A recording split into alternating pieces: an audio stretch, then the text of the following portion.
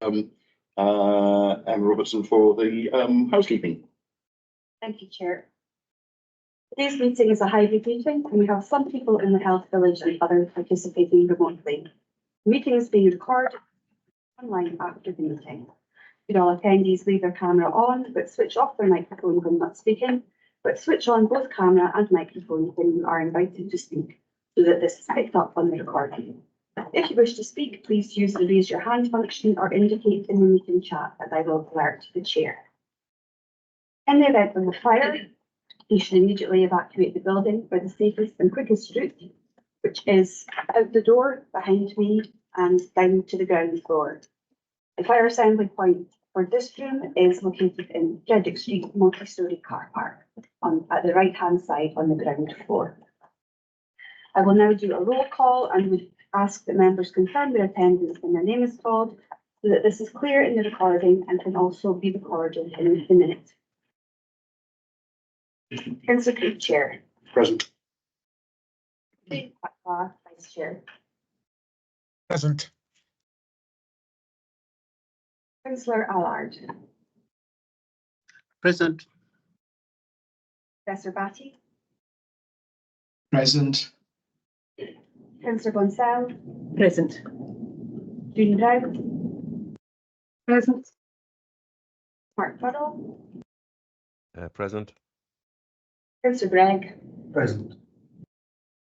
Jim Curry. Jamie Donaldson. Jenny Gibb.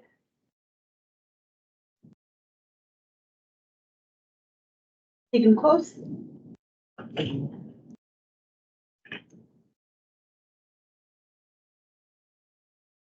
Emma Houghton for Caroline Howard. Present. Carol Buchanan also for Caroline Howard. Yeah, I'm present. Fiona McFarlane. Fiona Mitchell-Hill. Present. Paul Mitchell. Graham Simpson. Present.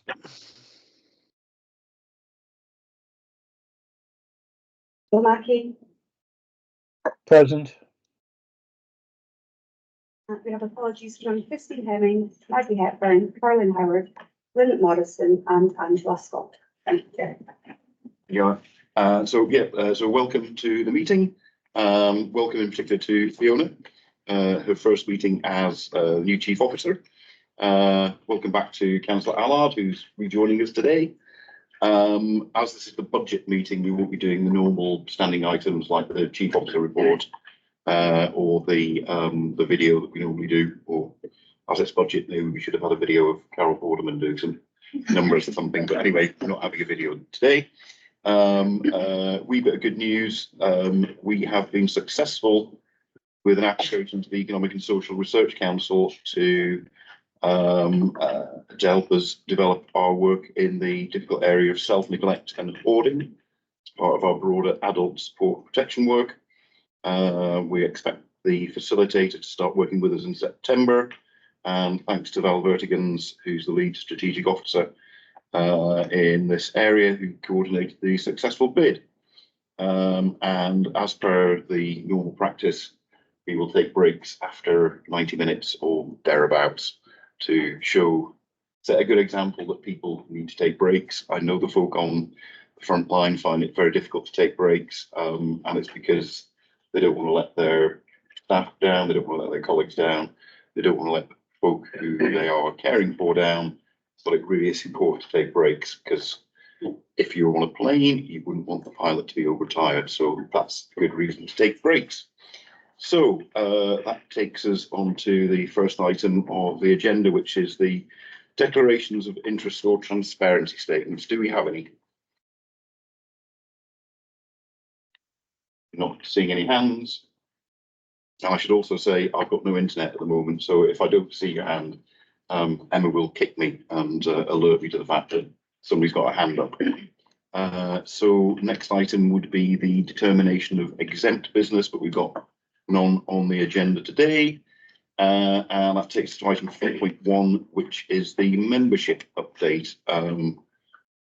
Fraser, do you want to introduce this one? I think Oh, Emma, sorry. Yeah.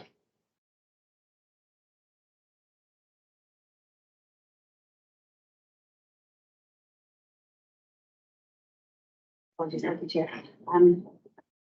At the IGB on the 5th of December, it was agreed that the appointment panel would appoint the chief officer, but it would come back to the IGB for approval. So that's to approve the appointment of Fiona Mitchell-Hill and with effect from the 9th of February as the chief officer. And also to note that, as you said, Councillor Allard has rejoined IGB and also appoint him to the Clinical Repair Governance Committee. Thank you for that. So are we happy to approve the recommendations? Agreed. Thank you very much. That brings us on to 4.2. Oh, sorry, Christian. Yeah, thank you very much, Chair. No, it was just a point at 4.6, which is page 3 of the report, page 5 of our papers. It's regarding Councillor Lee Faithfull, who intimated a resignation as a voting member of the IGB. I wonder if we could see that, I don't need a response today, but maybe when you look at governance, she's away on maternity leave. So it doesn't sound right for me that somebody on maternity leave has to resign. So I don't know if it is something we can do in governance for the future. Thank you for that. Jess, do you want to comment on that, or could we just take it forward? Noted. Okay. Thanks for that. That's a good point. Very useful. Okay, so that brings us on to 4.2, which is the recruitment and selection process for a new chief finance officer. Paul is going to be retiring soon, so we wish him well in his next chapter. So over to Leslie for this one. Thank you, Chair. The report that we have in front of us sets out the proposed approach to the recruitment of a Chief Finance Officer, as well as the indicative timeline. Simple as that. I'm happy to take any questions if anyone has any. Any questions on this one? Not seeing any hands? No. Okay, in that case, can we approve the recommendation? Agreed. Thank you very much. Agreed. That brings us to 4, which is the audited accounts. I think, do we have Michael Oliphant online? Yes. Yes, I'm here, Chair. Thanks. Do you want to introduce this one? Yeah, I'm happy to. Good morning, everyone. Hope you can hear me okay. The sound's a bit crackly at my end, but hopefully you can hear me okay. So today we are presenting our proposed audit opinions and our draft report on the audit of the 22-23 accounts. The report today is in draft and will be finalised once the accounts are certified. This is scheduled for tomorrow, all going well. So it's important that just to really start with my proposed audit opinions for inclusion in the account. So they cover an opinion on the financial statements and whether they are prepared in accordance with the relevant legislation and guidance. It also covers opinions on the management commentary, the annual governance statement and other information that's included within the accounts, and that includes audited part of the remuneration report. So we're seeking representations from the Chief Finance Officer, which is standard practice as part of the completion of any audit work. And that's on aspects of the annual report and accounts, including the judgments and estimates that are made. So the draft letter is included within today's papers, and this should be signed alongside the annual report and accounts prior to my own report being certified. So once a few remaining outstanding matters reach a satisfactory conclusion, I'm pleased to say that my proposed opinions across each of these areas is unqualified, which is obviously good news. Our wider sort of annual audit report today, which is included in the pack, highlights our significant issues and judgments made as part of our audit work. It's a requirement by auditing standards to communicate any significant findings from our work to those charged with governance, including our view about the qualitative aspects of the IJB's accounting practices. So I'm pleased to say that the unaudited accounts were received in line with the agreed timetable set out within our audit plan.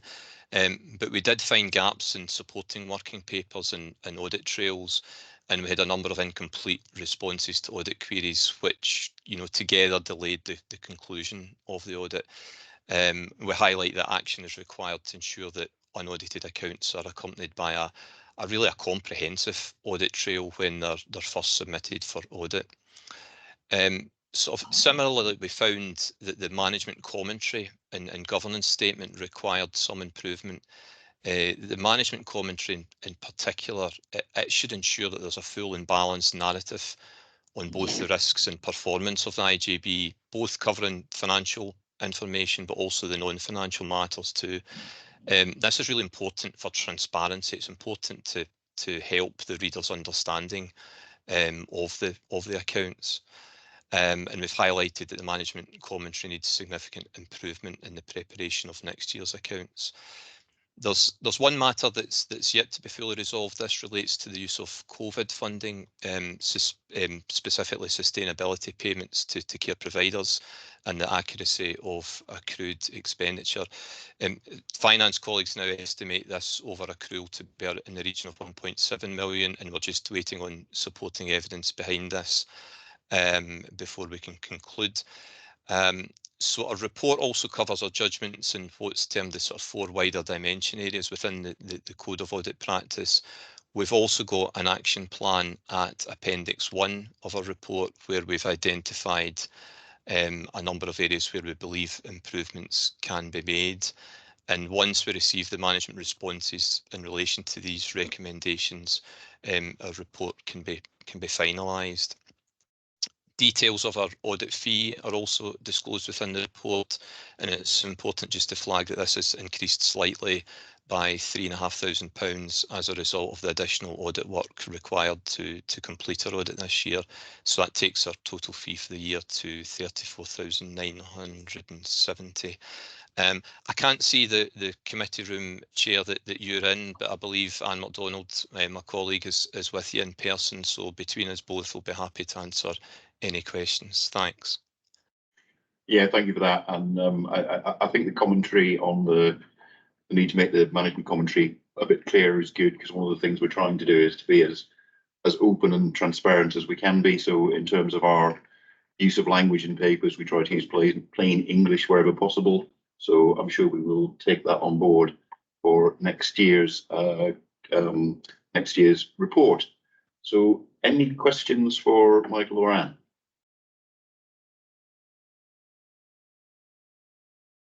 I'm looking for hands. Not seeing any hands. Oh, sorry, Jennifer. Thank you. Yes, I was just looking at the action plan. I think it says agreed management action, and it's saying management's currently considering the recommendation and the response. I wondered if there's any indication of timescale for that. Yeah. I've got a meeting this afternoon, and then the plan is I'll bring it up tomorrow's SLT. We'll get a response to Anne just by the end of tomorrow. Thanks. Yeah. Everything we agree with everything on here. It's just a form words that we respond. Okay, any more? Looking for any more hands? Not seeing any. Nope. Nobody online, I don't think.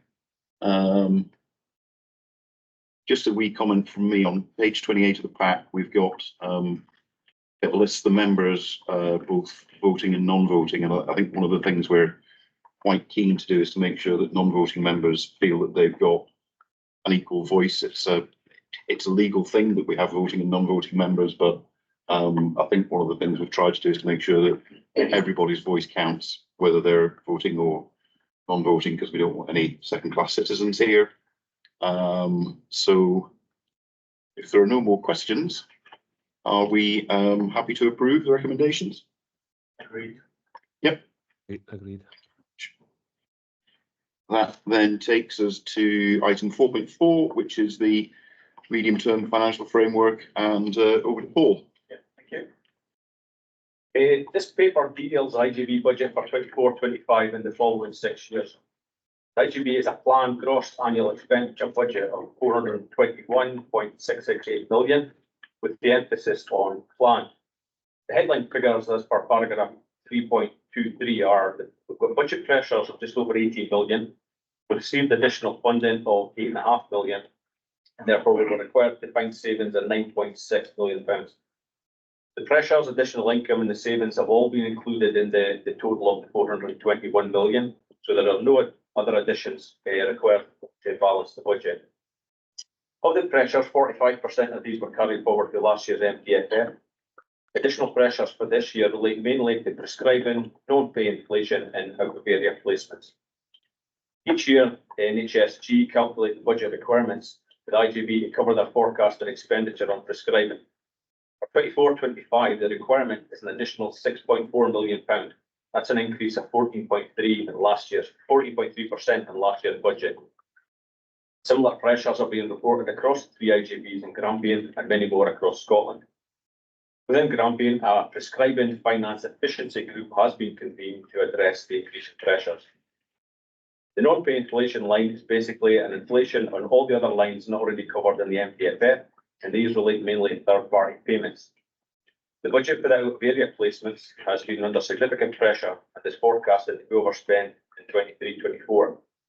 To alleviate the pressure on the budget for 24-25, an increase of £1 million has been allocated for 1 year only. This is to give management time to continue to review all packages with the expectation that the budget will be brought back in line. This may involve some spend to save initiatives which will come before the IGB for approval. Savings are always a contentious issue. Unfortunately, they're a necessary evil to balance any budget. The savings this year of 9.6 million are significant but are manageable. Of the savings, 28% of these were carried forward from last year's MTFF. The other significant savings for the year relate to the superannuation contribution and additional income. The North East of Scotland Pension Fund is currently oversubscribed, and for 24-25 onwards, the pension fund actuaries have calculated that the employer's national insurance contribution can be reduced from 17.9% to 10.5%, and this is to bring the fund back to being 100% subscribed.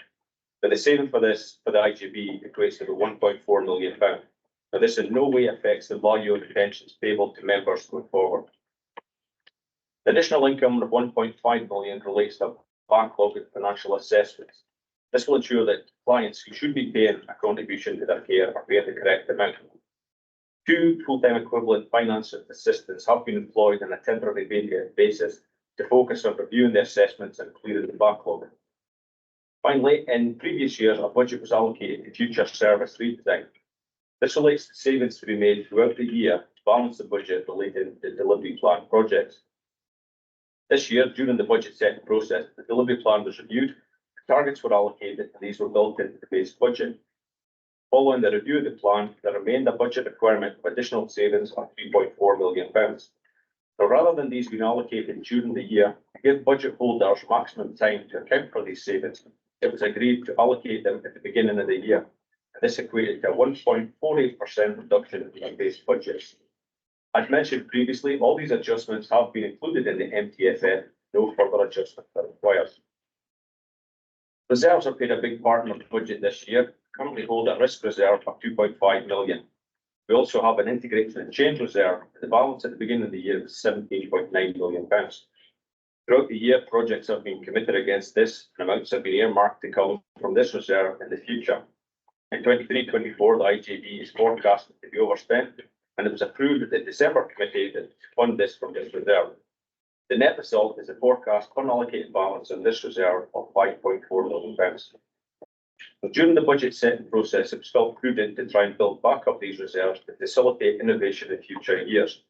Therefore, contained within the MTFF is a recurrent provision of 500,000 to reinstate the reserve over time. In summary, the budget before us is balanced.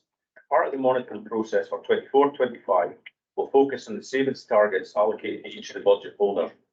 This will give us early warning about any potential risk areas and give the SLT maximum time to address any issues. Difficult decisions will have to be made, But this budget has no services being stopped, and there's no plans for reduction in the staffing levels.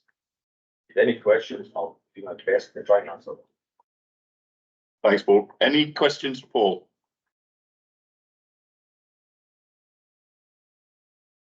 Martin? Yeah, thank you. It's clearly a very challenging environment out there, and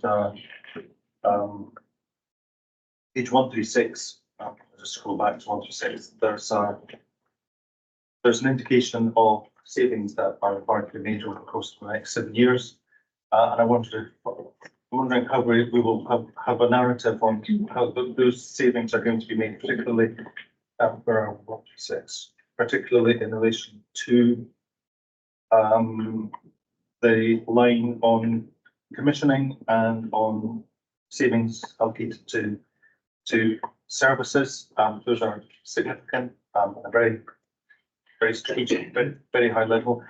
We do have some understanding of some transformational work later on in the report, various sections that are changes in reshaping services, and I think that in particular the accelerated move towards prevention and stage 2 early intervention would be really welcome. So that's potentially key methods for achieving these savings. Just how are we going to get ongoing feedback so that we know that we're sustaining quality whilst achieving our financial targets? Who would like to pick up that one? I'm happy to contribute. So we've got ongoing meetings to look at what savings we can affect with our commercial and contracts team to make the best savings but not impact the service detrimentally. And of those savings that we've been able to pencil in, so to speak, have been discussed with SLT, and we've got quite a robust sort of plan of savings as to where we can make savings to impact on the budget. We are really mindful that we don't want to cut service. We don't want to dilute what we're doing, but we are also very conscious that we need to be responsive to the people's needs within Aberdeen City, as well as within further upstream as to how we can do more preventative and early intervention work. So we're still committed to work with our partners in Scottish Government around to get fees of getting it right for everyone. We hopefully will help us to refocus our attention on what's right and what individual citizens are expected from services, but being mindful of the constraints of the budget. Thank you very much. That's very helpful. I think that the annual delivery plans or staging of the delivery plans is a really useful guide. Mm-hmm. So that's helpful to give us reassurance that there's plans and programs in place. And I was wondering, what is the role of the health determinants research in all of this? Because I'm very mindful that that's a really valuable resource, not just health inequalities, but more widely. What's the link with the Health Determinants Research Collaborative to make sure that we're going forward on the basis of very considered analysis? I think that there's quite rightly quite an emphasis being put on localities, on identifying how to make improvements in service delivery in terms of specific localities. So how do the savings that we're looking to make relate to grassroots on frontline delivery? Is there a way of measuring that or? Take that one. So very pertinent and timely question. We actually just had a meeting with colleagues at the collaborative yesterday, and we were discussing our common approach to evaluation and how we can identify right at the start of some of the projects that we undertake, what would be our measures of success and how we'd monitor them and determine that not only at the end of a project or a programme, but also ongoing all the way through. So I think we had a good mix of collective brains around that. We do have our own evaluations resource within the partnership, but linking into the collaborative, obviously there's additional brain power there to help us with our thinking. So basically we agreed yesterday that we would maintain that really close contact and work collectively. There is some work ongoing in NHS Grampian, which the collaborative weren't aware of. So we're going to link them into that, and we'll continue that sort of collaborative working journey with them. Good, very reassuring to hear. I'm conscious that I'm potentially straying away from the MTFF, but I think that having an understanding of the ongoing impacts that will be evaluated and so forth, I think that's really important, because in a very challenging rocky environment, I think we do need to have that comfort that the impacts are being measured and evaluated. Thank you. Thanks, Martin. I think that was a perfectly reasonable straying away. So it's a very good point. I think I saw Professor Batty's hand, followed by Councillor Allard. Yeah, you did. I don't want to take up too much of your time in the discussion. So mine was a very specific question. So obviously there are savings targets in lots of different areas. What would be the consequence if these targets are not met? Do you have a set of priorities, for instance? Who would like to pick that one up? I can take it, yeah. So we'll be monitoring very closely as a senior leadership team how we're getting on against this budget, as you'd expect us to do so. A key test for us will probably be at that Q1 stage, and we'll get the outcome of Q1 in June. And if there is any concerns in terms of meeting the budget that the Integration Joint Board agreed today, then that's the stage when we would take some necessary action. That might mean, for example, looking again at our projected spend and looking at options to reduce that. It may be, again, looking within services to see if we can, for example, slow down recruitment or do things more efficiently. It might also require us to look at our investment in technology and consider whether there's options for us to speed up the rate of investment in our digital capability in order to realise greater efficiencies in how we run. So once assuming the budget is set today, as set out in the report, we've got robust monitoring arrangements in place, and we'll be ready to respond accordingly if it looks like we're going off course. Thank you. That's very helpful. So just a quick follow-up question to that. Who owns that savings target space? In other words, is it the responsibility of the different areas or the oversight group? So ultimately, it's Integration Joint Board's budget, but your senior leadership team ultimately, collectively, will look to deliver this budget that you set today, and we'll take collective responsibility to do that. Okay, thank you very much. Is that okay?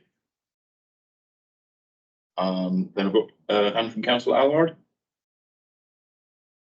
Yeah, thanks very much, Chair. It was on the superannuation contribution of 1.4 million. I just wanted some explanation, first of all, how this money come about, just to be clear. And second of all, why are we not seeing anything else? Is there not going to be any help for 25, 26, 26, 27 or thereafter? Why is it only affecting this year? Yeah, the base budget for 24-25 included the 17.9% rate for the superannuation. So the actuaries have come back and said that the pension funds currently sitting at 126% overfunded. So the actuaries come back and said, rather than us paying 17.9%, we start paying 10.5% going forward, it'll take it back to 100% over time. And the reason it's not in 25-26 is that when we put it into the 24-25, it affects the base budget, but then flows through into 25-26 onwards. So it's never recurrent saving every year. It's the base budget is adjusted in 24-25, and then that's flow through. So just to be clear, this help is going to keep on helping us over the years, and it's going to help us closing that gap. It's not an additional saving every year, the 1.4, it reduces the base budget going forward. It's not 1.4 every year, it's an accumulator. It's just once we amend the draft, the year one of the budget, it flows through from there. Okay, and just a clear explanation. I think you were clear at the start, but just to repeat it, this is not a decision made by ourselves or anybody else, but an independent decision. Yeah, it was the actuaries of the pension fund that came up with this, and I think the same adjustment was made in the council budget as well. Yeah. Thanks for that. Is that okay? I've got Mark Burrell and then Councillor Bonsall. Mark, you want to come in? Yeah, hi. Can you hear me okay, yeah? Yeah. Yep. So it's just going back to page 147 and looking at projected expenditure and new resources. And you're prescribing budget 24-25, 6.4 million, and then 25-26, it flatlines at 1 million going through. How certain are we going to be able to keep to that kind of budgetary levels, given a big difference between 6.4 down to 1 million? We've seen the trajectory of prescribing already pretty clearly. We had to look at that way back in December. So I think that's a real concern, that prescribing budget. I know there's some work being ongoing on it, but how sure are we going to be able to control that? Thanks. Yeah. The 6.4, like I said, was to take it up to the best case scenario based on their forecast. And then what happened is, this is why the prescribing efficiency group has been set up to get this budget back in line. We've increased the budget by 15% for the last 2 years. So their plan is to kind of get this back under control and then going forward. So we've put in the minimum increase of £1 million a year. We are taking the risk there that it could be higher, but we're putting a lot of emphasis on the prescribing group to answer the questions. But there is a risk that we're spending. Thanks. And what's our monitoring of that? And have we seen any results from that as yet? Because I fear this is the discussion we will have next year. This prescribing budget will have gone up again. And I say that's one of the things I really have some concerns about. Yeah, we get monitoring every month again from the NHSG. Now, over the last couple of months, it has come down at £500,000 last month from the current year forecast. So we are hoping that some of the measures are put in place come through. Yeah. But we get monthly report from NHSG. Okay. Yeah, thanks very much. That's reassuring. We've got some progress going forward in that, and I think that's closely monitored. Thanks. Thank you. Yeah, I wanted to ask one question first about projected, recommendations to close the financial gap and the 9.6 million for 23-24. And I know there's been some explanation of different items on that. I was wondering, are we sort of confident that that figure is going to be made, given that we're nearly at the end of financial year 23-24? So it's page 151. Yeah. Oh no, that's actually the headings are wrong. I should actually say the 23-24. Sorry, that should be 24-25. That's the baseline. That's the year one of the MTFF. Sorry, that 9.6 is for 24-25. That's fine. I see it does match up with the ones on, I think, the projected income, expenditure and new resources. Yeah, that's fine. Thank you. Yes. I was wondering if I could also ask a question about, please, about like risks and uncertainties. I was looking at the previous report, the audited accounts for 22-23, and I think there's mention there on pages 34 to 37 of key risks and uncertainty, and there are 6 picked out, and I think they're on the strategic risk register.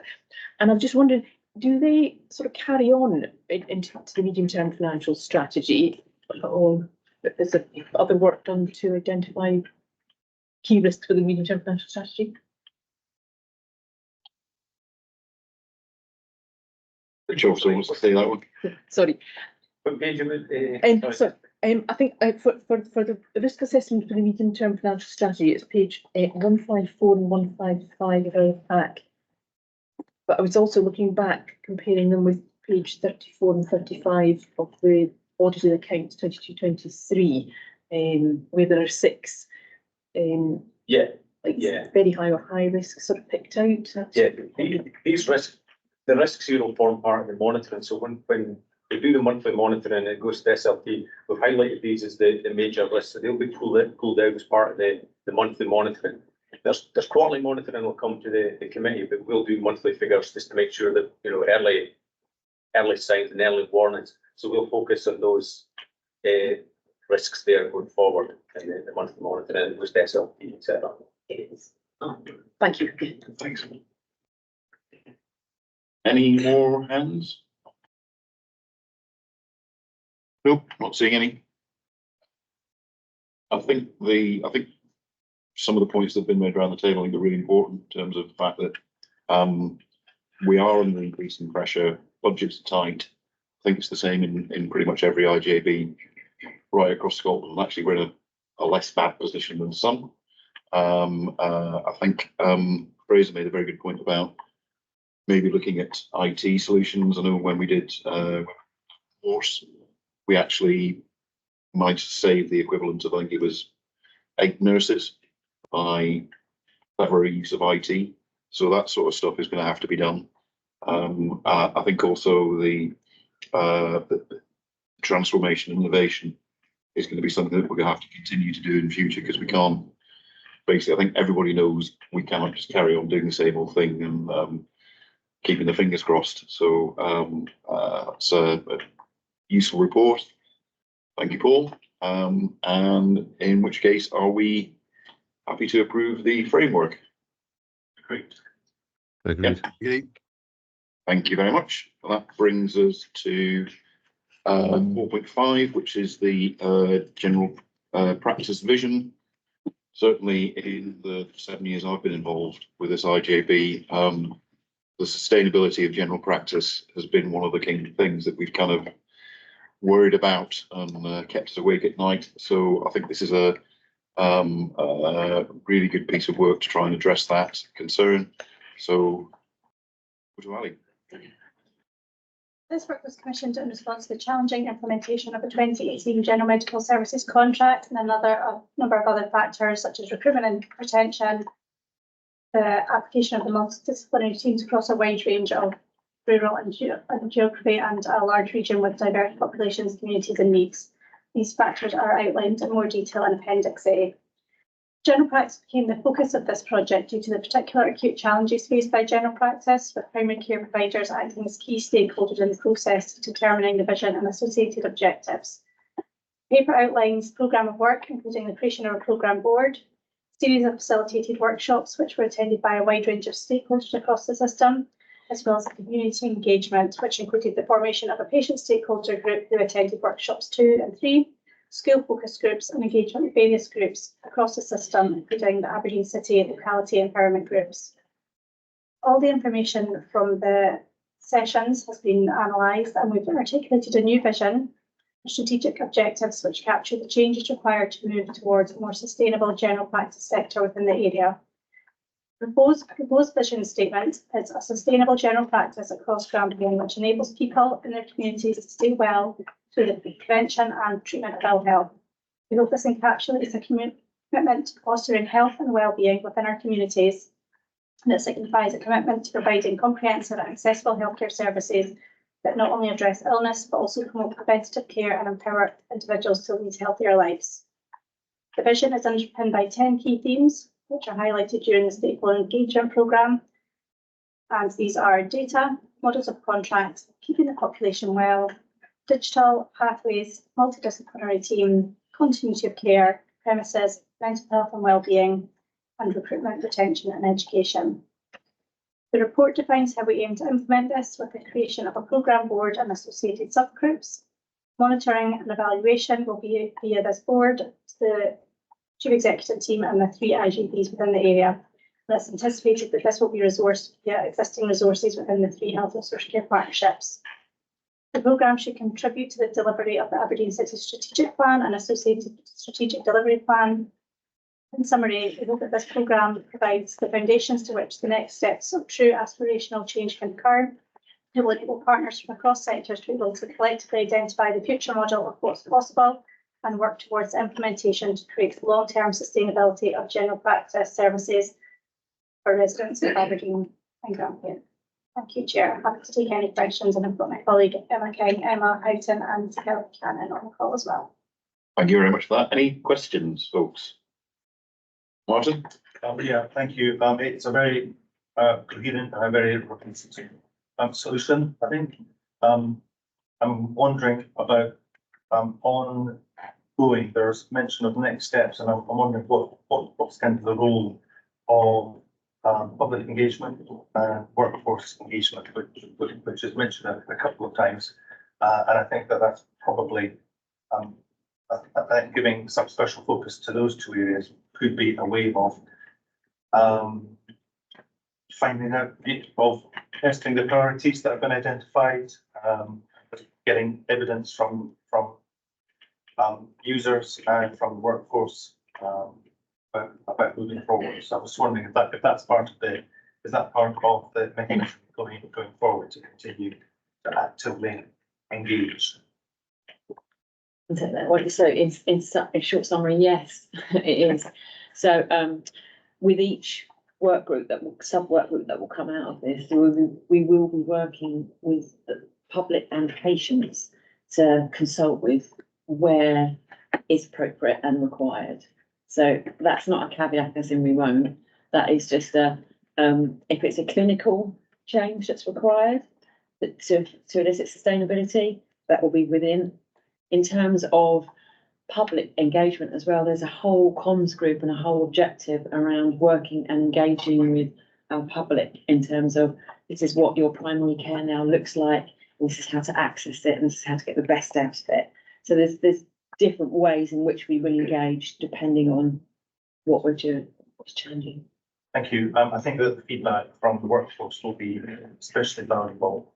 And I'm also conscious that engagement isn't just telling people what's happening, but also asking them for their feedback. There is mention of using social media and so forth, but I think very, very often those intensive question and answer sessions, which are quite hard to do, are nevertheless important and worthwhile.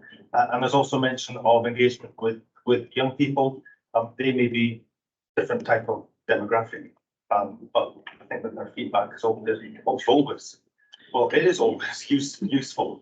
So any involvement of young people, I think, might be worthwhile. Yeah, so you'll see actually in the report that we've already did a lot of that with the vision workshop. So we will continue to use that framework.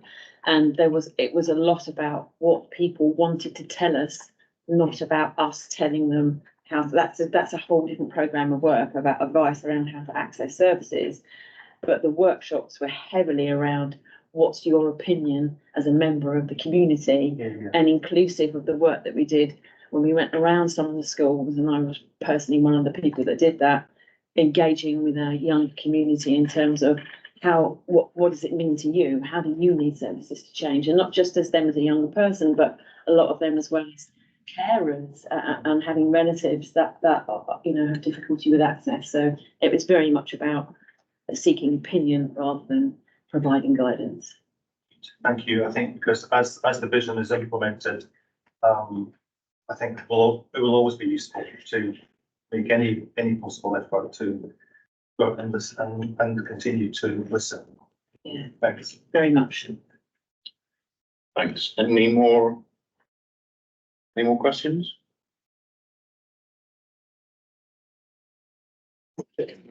Thank you.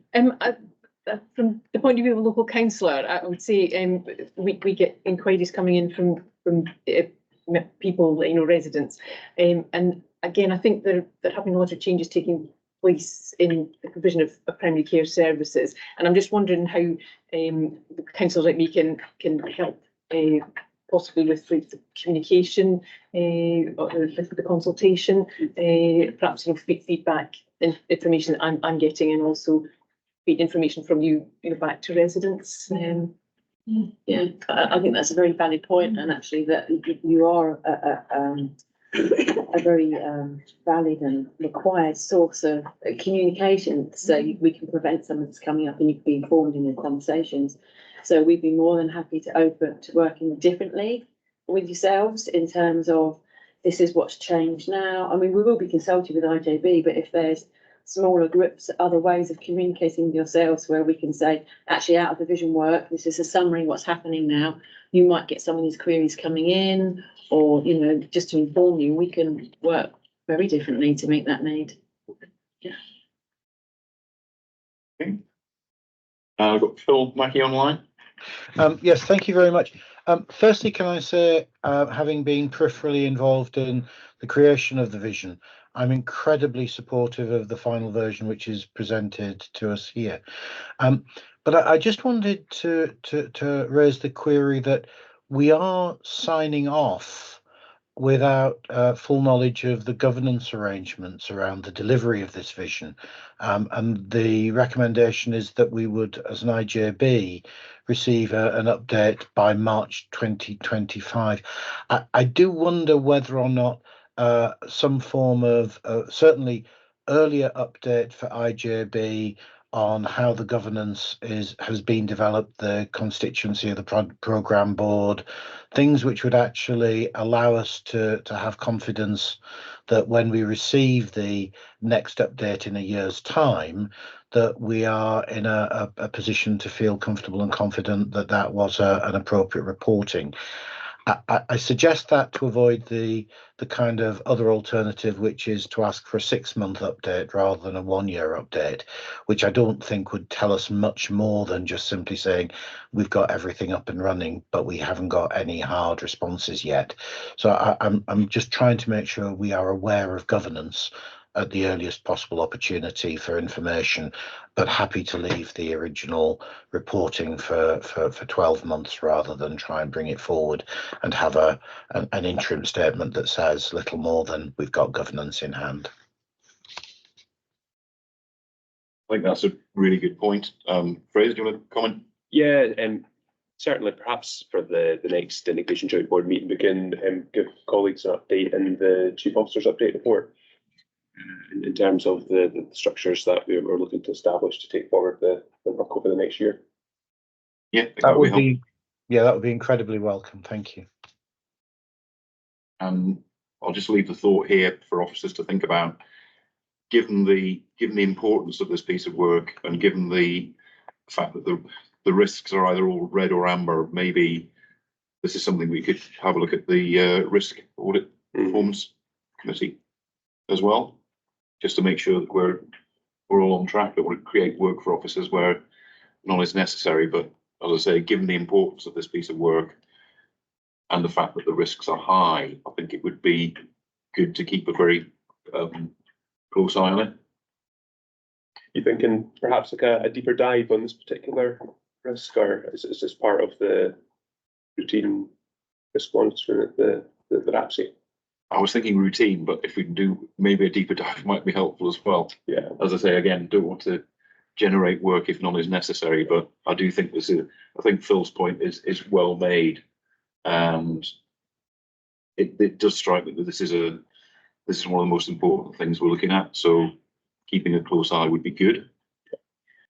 We'll bear that in mind in terms of future reporting into the Risk Audit Performance Committee, and look to create an opportunity for a bit of scrutiny around this one. Yeah.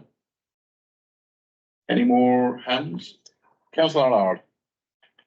Yeah, sorry, I had the same question when Phil Mackey, which was on page 232 regarding the implementation plan. I wonder if I could have lowered my hand, but I wonder if I could add something to it.